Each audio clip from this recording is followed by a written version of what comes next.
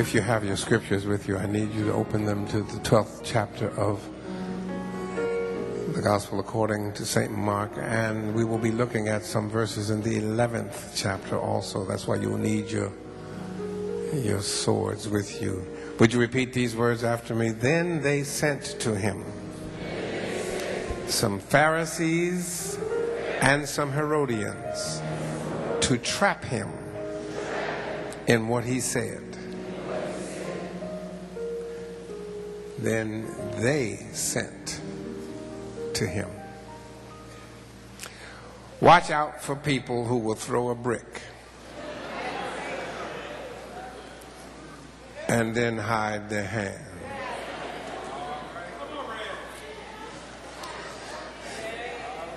When I was a child, I used to hear my parents, my uncles and my aunts, my grandparents and my great Aunt Hattie, I used to hear them say stuff that was much deeper than I could fathom as a child. I just thought it was country stuff. Growing up in Philadelphia, I saw myself as urbane, sophisticated, hip, and in the know. And I looked at my country kin as country folk with a farm mentality, who were not hip like me and who definitely were not in the know, but who were in the dark. I was confused on several levels. On one level, I was confused on the difference between modern facilities and mental abilities. I was from the city, so I had modern facilities. I had a toilet in the house with hot and cold running water in the bathroom. There was a bathroom where you took a bath, modern facilities. My grandpa's house did not have a toilet in the house. We had to use the outhouse during the day or the slop jars through the night. Somebody knows something about slop jars? No modern facilities. For water, you had to go to the well, let the bucket down in the well, and then pull that heavy sucker back up out the well, pour it into the basin or the pot you took to the well, because the bucket stayed at the well. Then for hot water, you had to take the well water, pour it in a cooking pot, and put that pot on a wood stove. I watched my young people last Sunday as we started our youth revival, and I marveled at their movements, and I thank God for how far we have come while staring in astonishment at them, because they have no idea where we had come from. None of them, I said to myself, none of them have ever seen a black woman cook on a wood stove. Probably don't know what a wood stove is or how it works. My grandparents, when I was growing up, had that old cast iron, ugly wood stove.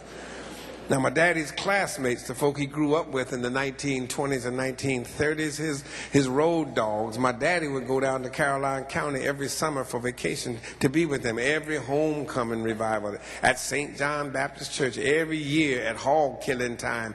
And we'd all have to go down every Christmas after sunrise service to Mama and Papa's house in Surrey County, Virginia. I hated it. All my toys were in Philadelphia.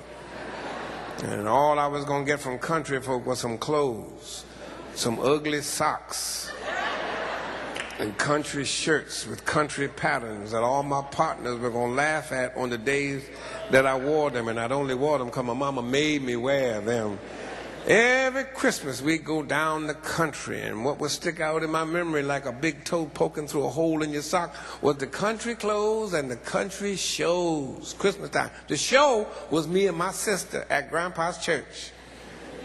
The little grandchildren come down from Philadelphia.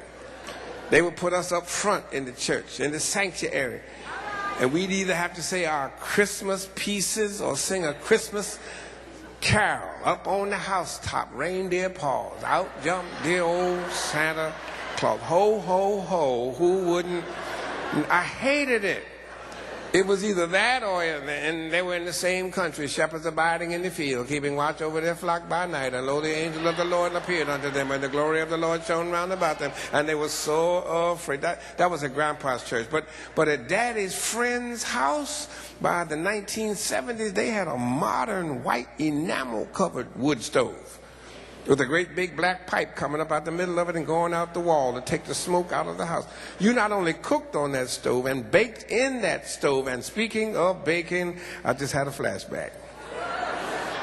I never learned how to bake rolls like my grandma or bake biscuits like my daddy's biscuits. They never tasted quite the same, just never came out just like his. But I did learn how to roast peanuts in that stove.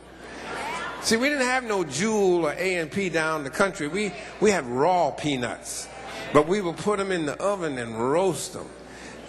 And let me tell you, there ain't nothing like a fresh roasted peanut, still hot out the oven, where you got to be careful because the meat on the peanut would burn your tongue. You have to judge from your hand if it's too hot for your mouth. There's a sermon in that, Otis.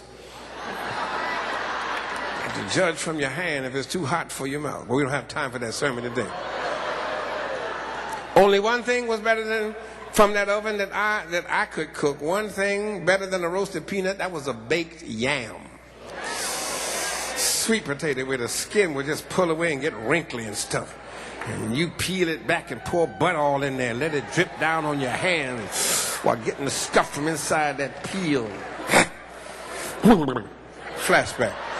You not only cooked and baked on that stove, but you also heated the water to wash up in the morning, to wash off in the evening. And you heated enough water, which meant several trips to the well. You heated enough water to fill the number 2 tin tub for your bath on Saturday night.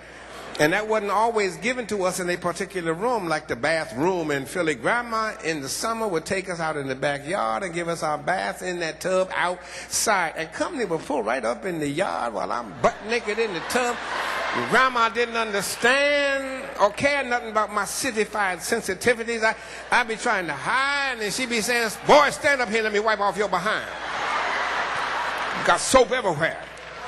There was no toilet in the house. There was no hot and cold running water. There was no room for a bath. There was no gas or electric stove. No, and Grandpa Jim's house, my daddy's house, there was no electricity.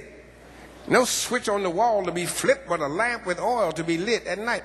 I was from the city, y'all, where we had modern facilities. And they were from the country with no modern facilities. So I confused modern facilities with mental abilities. I was confused on several levels. I confused the hip talk from up in the city with the mother wit from down in the country. I confused the wisecracks, which I knew from my urban reality, with the wisdom I was hearing from my country relatives. And I definitely did not know at the time just how many of those so-called country sayings were proverbs. Proverbs from African people who had made it through the Middle Passage. It was not until I was in college, the second time I was in college, and in graduate school, that I read the slave narratives, became exposed to the oral literature of African people on the continent and African people in the diaspora. I was fully grown before I found out how confused I had been as a child. The mental abilities of the country folk, the genius of their insight, the profound depths of their wisdom, and the truth that they distilled into little sayings, folk tales, and stories like the Anansi spider stories. The brilliance of their analysis that was hidden in phrases in their songs, and the stuff that I thought was crazy when I was a child, hearing my parents say it, my aunts and uncles say it, my Aunt Hattie say it. The brilliance was overwhelming and still is. Stuff like, every goodbye ain't gone. It's a poor dog that don't wag his own tail. Every shut eye ain't sleep. If you lie down with dogs, you're going to get up with fleas. Watch out for people who will throw a brick and hide their hand.